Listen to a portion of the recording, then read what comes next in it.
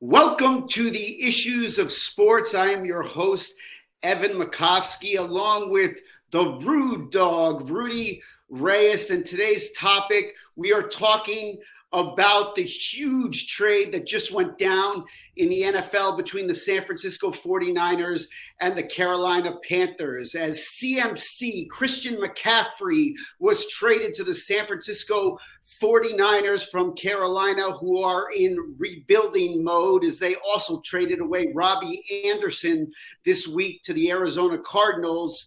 And they got in return from San Francisco a 2023 second-round pick, third-round pick, fourth-round pick, and a 2024 fifth-round pick. We're going to talk about that trade and then compare it sort of to some of the other bigger trades in NFL history and how they panned out. First of all, Rude Dog, how are you? Man, I'm doing great. I know CMC's doing a lot better. I can tell you that right now. Spotted on the 49er practice campus this morning. It was interesting to see him in the colors that he was wearing, which makes him a happy camper. So you know what? If he's happy, I'm happy. Well, from CMC's perspective, he's got to be happy because the Carolina Panthers are an absolute disaster. They're in rebuild mode. I mentioned that they traded away Robbie Anderson. Matt Rule didn't work out as a head coach, and they're just, there's no reason that they need CMC on their roster. I just want to first discuss them, and then we'll get to San Francisco, who I believe maybe is now the favorite in the NFC here. But Carolina, it was the right move. I think it's a decent haul that they got. I got back, how do they not get a first rounder back? Well, I would say that running back is kind of, even though CMC has been dominant when he's been on the field, it's a replaceable part. A lot of times when running backs hit the age of 30, they don't perform well in the NFL. So it's not really a high value position. But CMC has been a stud. He had his career year. He was drafted in 2017 out of Stanford. He had a career year in 2019. But then in 2020 and 2021, he misses 23 out of 33 games. So I think it's basically a fair trade. I call it a wash trade for a couple of reasons. CMC injured a ton last year. Their head coaching carousel has been nothing but that. Matt Rule went, his record's 0-3. When I say that, I mean no season has he been there as a head coach and gone anywhere near 500, much less over 500. So Matt Rule, definitely collegiate coach in the wrong position. I know ownership's really shaking its head right about now. Robbie Anderson, prior to this big news by CMC and the 49ers trading up and giving those three trades, not first rounders, to the Carolina Panthers, who need it desperately, right? Because they're going to be looking up at quarterbacks at least in the second round. We know that Pittsburgh went first and 20 in the 2022 NFL draft with that 20th pick, which kind of broke the mold after 5 defensive linemen were picked by the teams before them. So it just shows that the Panthers are who the Panthers are, at least right now. And I think CMC is in a much happier place. I know that Robbie Anderson is a much happy place, even though he was disgruntled, not only with the coaching change, but I think the leadership components as a part of that as well. I don't believe the head coach would be the only position coach that will be changed this year. As we know, the assistant coach, now the head coach, at least the owner didn't want to call him interim. Tepper wanted to just call him, we're going to evaluate him from now with obvious vagueness in regards to what that looks like. But I think that without giving a first round, made this a relatively wash trade between the picks that the 49ers were able to give away and what they got back in return. But it only is valued if, and this is the if, has been the if factor in Christian McCaffrey's career in Carolina, if he stays healthy. And now you turn to the San Francisco 49ers, who are starting to get healthy, and they got a lot of weapons. Brandon Ayuk, George Kittle, their current running back, who I hear they may move to wide receiver, and I'm sure he'll get Jeff Wilson Jr. has been playing pretty well for them.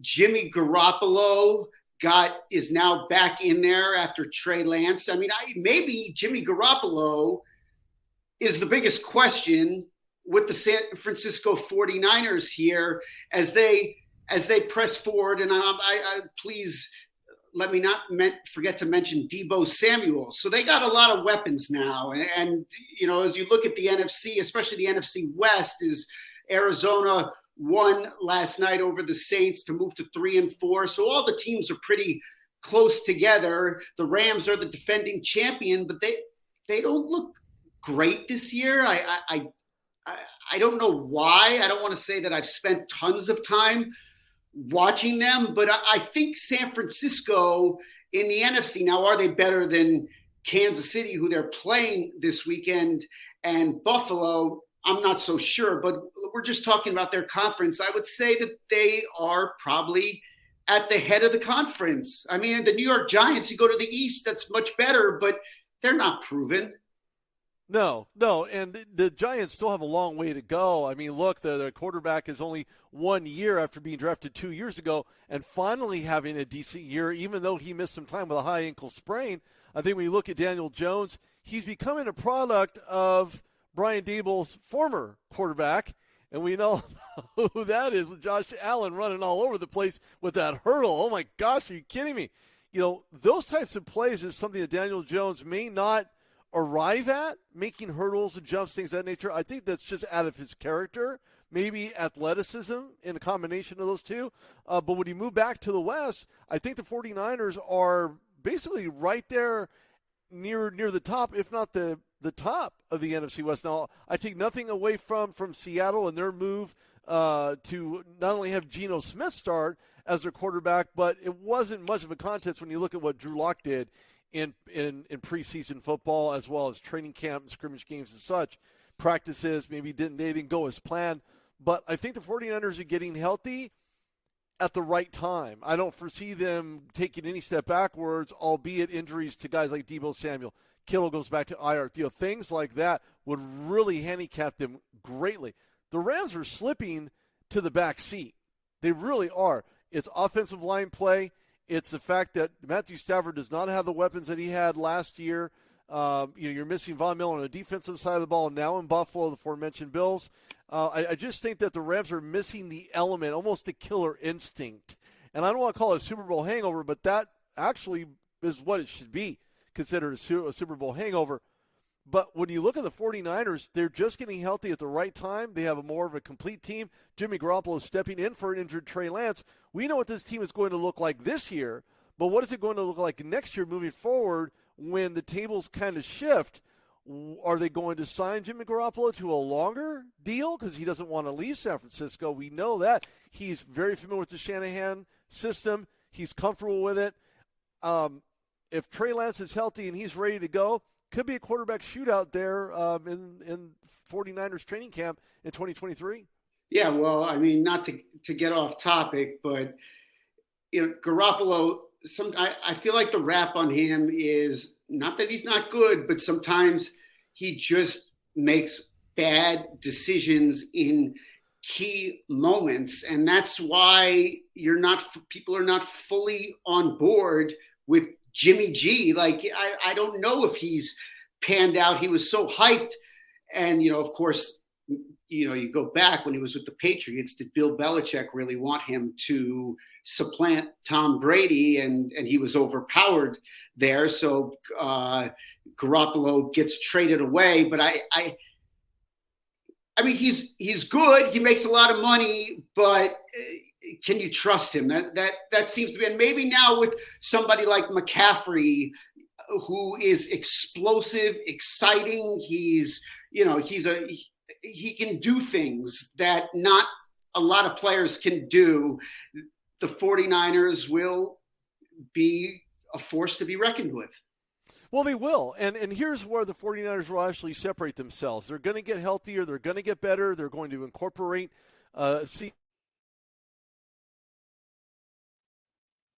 see, potentially, because he's very fast. He's quick. His dad, Ed McCaffrey, also equivalently fast. So one of those things that you just can't get away from is football lineage, and that's what CMC has. He has that Ed McCaffrey toughness to him. The only difference between him and his dad in those careers separately, but when you look at them combined, his son injured a lot more, played less games, obviously, than McCaffrey did. And in a Shanahan system, back now in full circle, when his dad played in a Shanahan system. So it's just kind of interesting how this 49ers team is evolving into who I believe they actually could be. Now, on Jimmy Garoppolo, yes, he was great in New England, but he had Bill Belichick. Same thing, you could have the argument from Tom Brady when the Buccaneers faced off against Pittsburgh at Acrisure Stadium. He looked kind of off. I mean, I'll be honest with you. I've never seen Tom Brady throw as many errant passes. Perhaps it was the offensive line. They didn't pick up the blitzers. They didn't pick up the guys trying to close the gaps, or I don't know what it was, but there was something uncharacteristic about Tom Brady that I've seen. Another former Patriots GOAT quarterback, greatest of all time, 7-time Super Bowl winner. Just a lot of miscues from him. Now, I think Bill Belichick, in his wisdom, decided to say, you know what, we don't want Jimmy Garoppolo, because maybe he recognized, seen something, witnessed something, says, you know what, we're going to send him packing. We're going to send him somewhere else.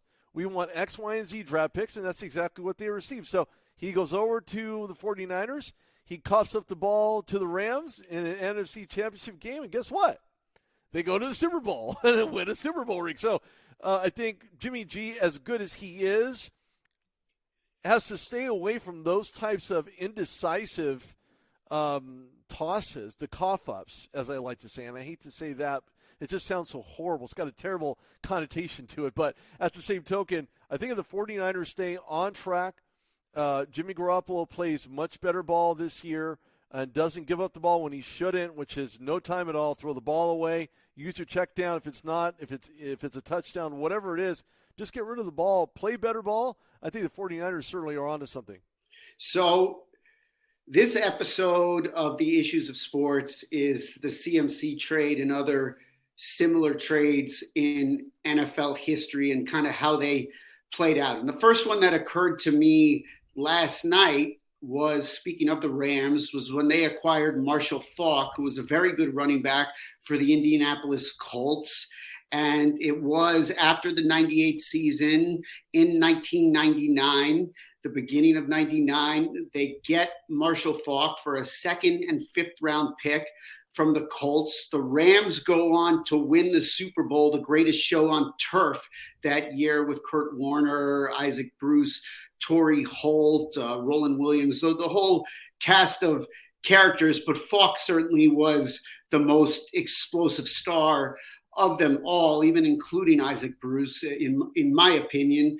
And the Colts, though, went on to draft Edgerrin James, who turned into a great NFL player as well. So that would be the first trade that would occur to me. But however great Marshall Faulk was at San Diego State and with the Indianapolis Colts, he just ratcheted it up a level when he became a St. Louis Ram. Yes, he actually did. You know what? If I was him, I wouldn't give a Faulk. I mean, he certainly did everything he needed to do. He did it in a Rams uni, and he got it done. He just got it done. Another guy, another Ram. And I don't know what it is with the Rams, albeit St. Louis, Los Angeles, just the Rams in general as an organization. Of course, they still are. I believe they sold ownership. So now with Kroenke being the owner versus the I'm trying to think of the last family's name that owned the Rams in St. Louis, in fact, traded Jerome Bettis. Was it April Georgia 20th of 96? Georgia Frontiere? Frontiere, correct. You got it. And so she sends Jerome Bettis packing. He led the Rams in rushing, led the NFL in rushing, and they said, you know what? We're just going to give him away. You know, we're only going to get a 3rd-round pick, and, you know, the 96 and 4th selection, 97, it doesn't matter. Running backs grow on trees. We all know that's not the case. Even in today's standards, by today's standards, we know that Jerome Bettis is a guy who went on to play for Pittsburgh. He's known as the Bus, finally won his ring in his hometown of Detroit, Michigan in Super Bowl 40, and the rest is history. Did he retire after that? Absolutely. And most players that get traded like that have a little bit of animosity. They wear a little chip on their shoulder because they had given their team their all. And that's knowing, because I interviewed Jerome Bettis a few years back, and one of the things that I captured from him is he is the nicest guy to ever leave Notre Dame to become an NFL football player. Go Irish. So one of the things that I liked about him and the interview overall, he was very candid, he's very humble, and that's just who he is, and that's who the Steelers got to help them win their 5th Super Bowl. So, again, many other trades involved in NFL history, and reminds me of the Seattle Seahawks trade when they traded Percy Harvin to the Jets, which I think was the most bonehead decision by the Seahawks, because Percy Harvin went on to have a stellar, career with the New York Jets, despite, having done absolutely everything he needed to win a Super Bowl ring there in Seattle. Fortunately, the Jets are who the Jets are, and we know what happened. But, there's so many others just like him. Another trade would be in 1987. It's a 3-team deal. I'm not going to get into all the details, but the Indianapolis Colts traded for Eric Dickerson, and I can give it to you. The Colts,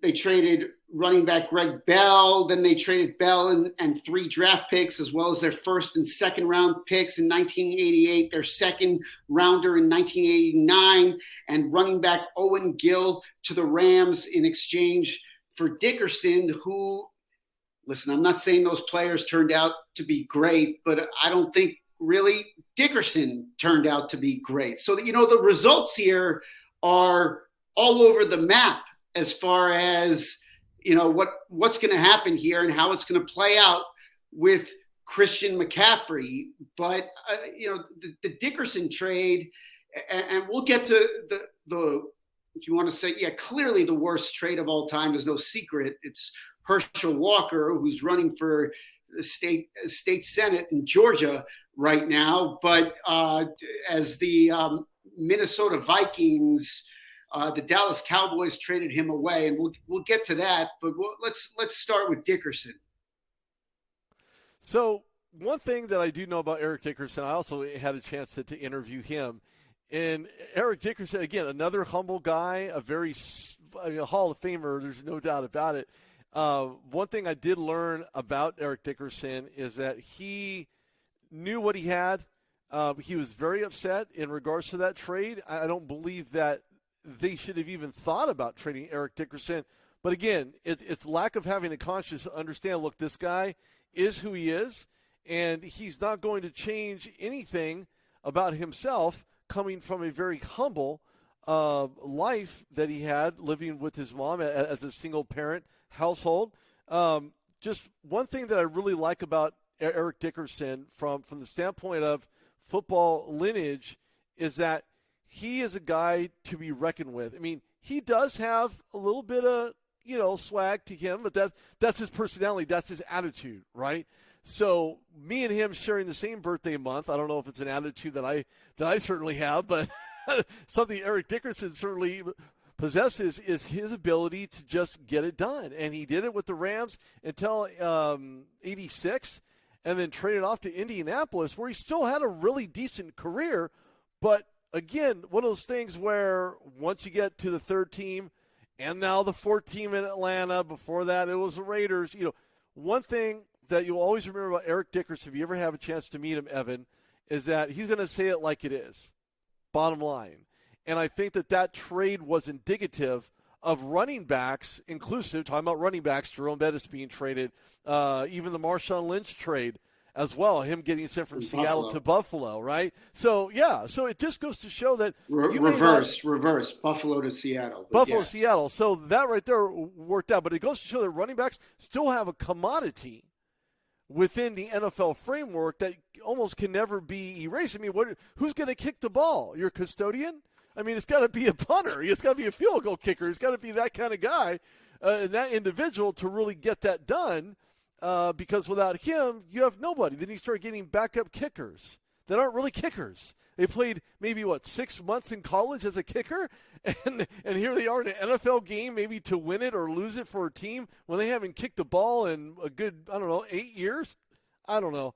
I just think the running back position should be much more valued than it actually is, even by today's standard, despite when you see formations of guys like CMC lining up opposite of Deebo Samuel, as we're going to witness this coming Sunday. So certainly a lot to be considered when it comes to CMC. I want to see him stay uninjured.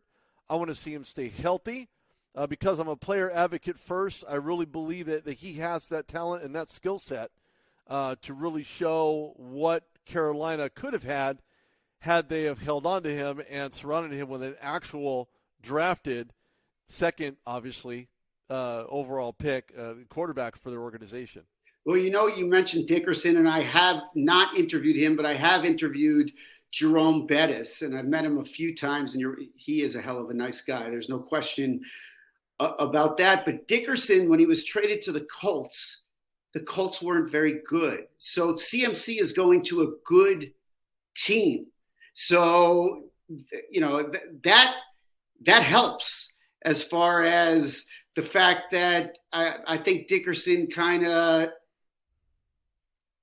I don't know. I don't want to say, no, he didn't dog it. He, like you said, he played well. He's a great player. There's no question about that. But, guys got to be surrounded by talent. If they're not surrounded by talent, it can be very difficult. I mean, CMC the last few years, yes, he was injured, but Carolina has not been anything great. I mean, so it's hard. Well, it's really difficult when you don't have a starting quarterback. You have a coaching carousel, albeit, some guy who's the assistant coach, now the head coach. I hate to use the word interim, but it is what it is, whether Tepper wants to say it or not. You have to be surrounded, and it starts with the head coach. He's the guy that is sending out the message and the signals to say, what, are you buying in? Is this what you're trying to accomplish? We're here for the same goal, and that is to win. If you're not a part of that goal and you're not part of that vision, then get out of the way and let somebody else do it. And I don't know that they have someone in that kind of mold. I mean, head coaches don't grow on trees. You still have available head coaches in the NFL, Eric Bieniemy being one of them. But there's not many. There are a few, but there's not many. And if you go after some of these guys headed into the 2023 season, you want a guy who's been there, done that, who's won a ring as a head coach, maybe one as a player.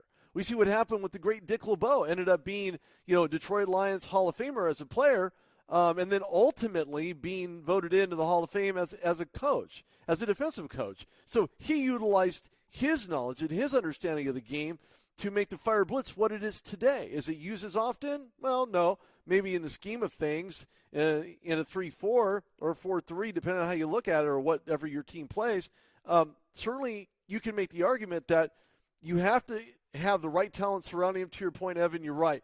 It starts with the head coach, but beyond that, it starts with the franchise. And if the franchise doesn't believe in itself, doesn't have the proper monies, and they're not set up accordingly in order to get the right people in the right position to make the right plays and to make the right draft picks, teams like the Panthers will stay just as they are.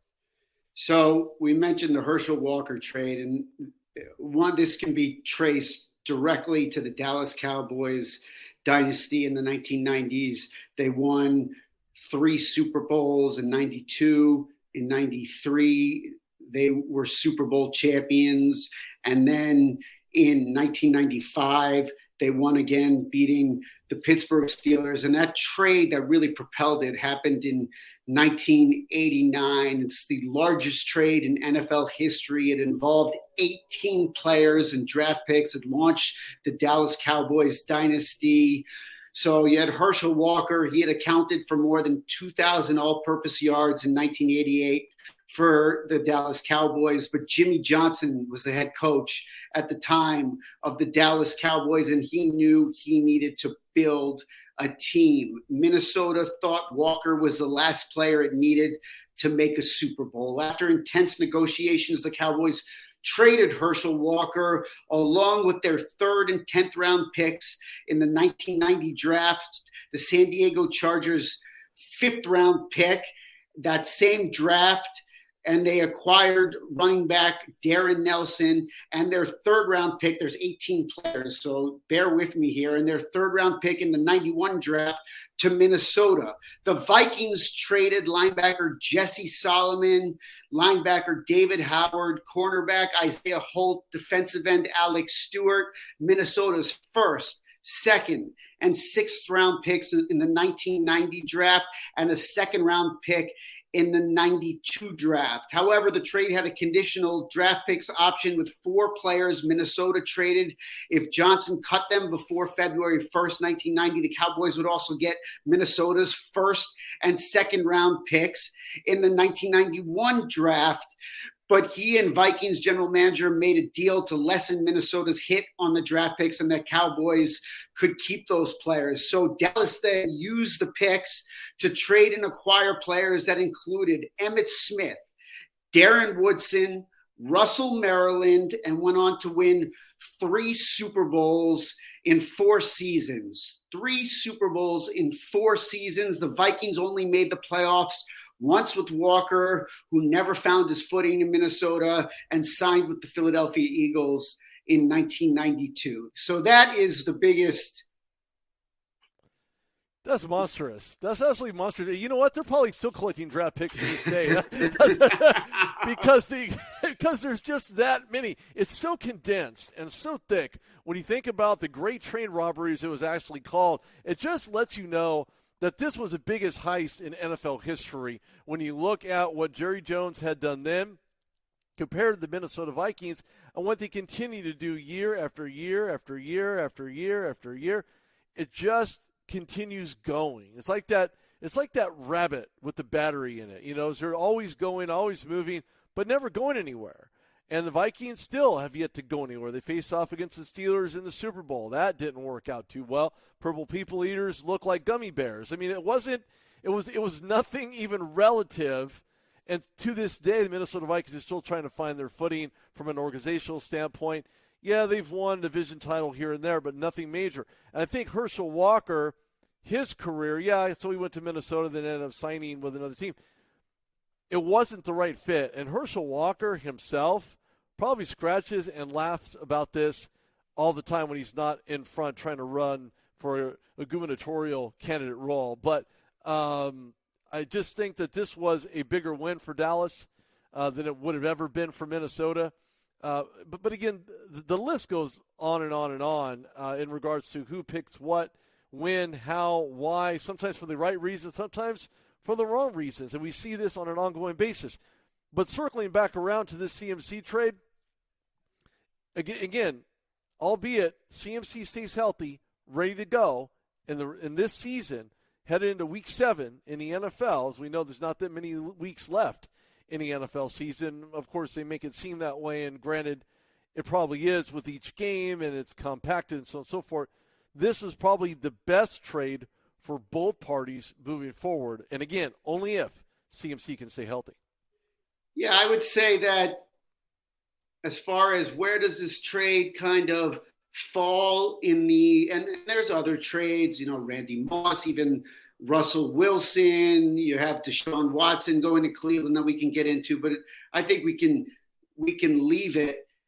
And it's not going to be the Herschel Walker trade, which was just like you said, a trade robbery. Like it's not, of course, the Herschel Walker. All you need to know is Emmitt Smith is the leading rusher in NFL history, and he was a draft pick. So that's really all you. And yes, their first year, Aikman came in '89. And they stunk. And then I believe they in 1990 they were 1-15 in '89, and then the Cowboys then 7-9, and then but they at that point they made the trade, and then they just got really good. They lost in '91 to the Detroit Lions in the second round. I remember that the year the Redskins, the last time the Washington Commanders, won the Super Bowl and with Mark Rippon at quarterback. But all I'm saying is I feel like maybe because the Colts got Edger and James, I still think the Rams got the better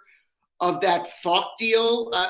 But the Colts still kind of were able to stabilize and land on their feet, and they became a good team with Edger and James and Peyton Manning, and they ended up, they won the Super Bowl the year after James left the team, and with Joseph Adai. But James was a very good player out of the University of Miami.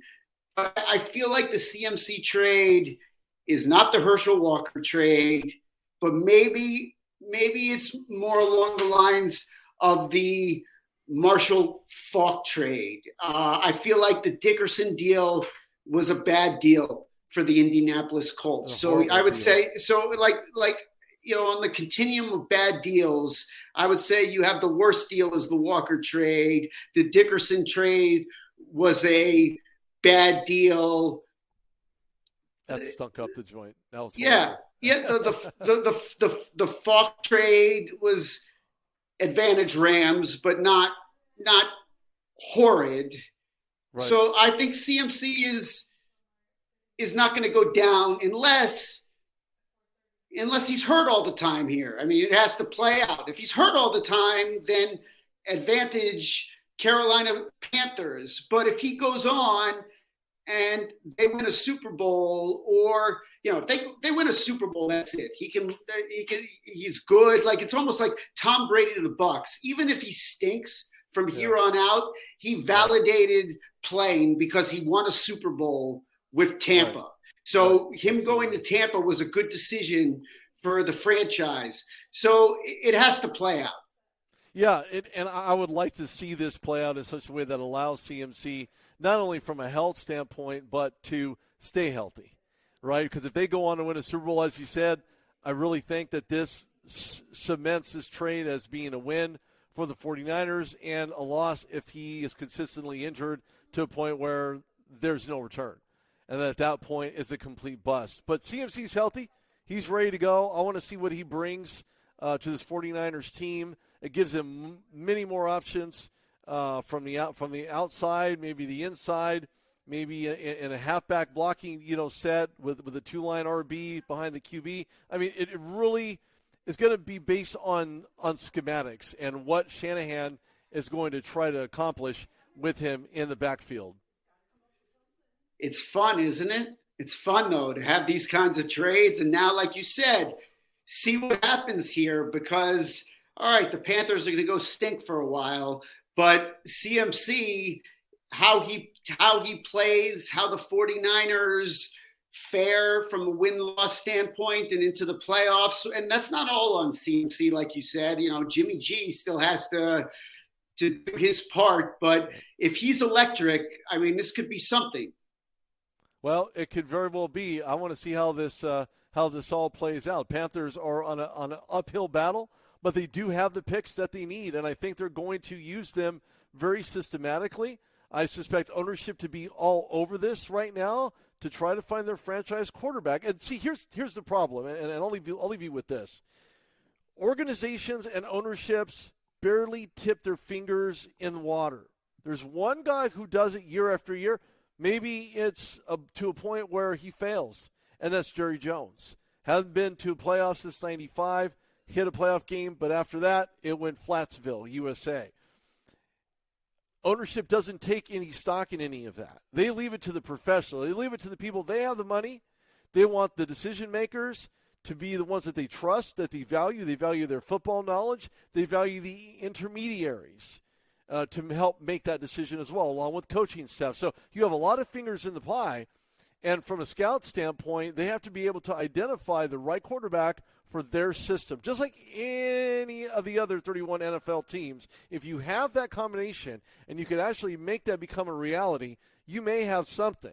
But the Carolina Panthers are still in rebuild mode, as we stated from the top of the show. They're going to be there at least for the next year, maybe 2 years.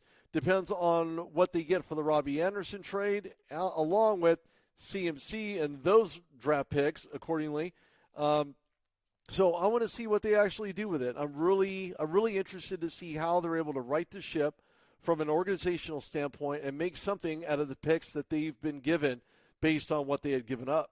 Your overall point on Jerry Jones is spot on, but he did, and I know this because I'm a Giants fan, he did make the playoffs in 2008. They were the number 1 seed with Terrell Owens and Tony Romo, and the Giants, that was the year they beat the undefeated Patriots in the Super Bowl. They were the number where the Giants upset them in Dallas in the second round after the Giants were a wild card team, and they went on in the second round to beat the Dallas Cowboys. But no, they have not been in the playoffs basically much at all since they won 3 Super Bowls with Jimmy Johnson, and Barry Switzer, they won the 3rd Super Bowl.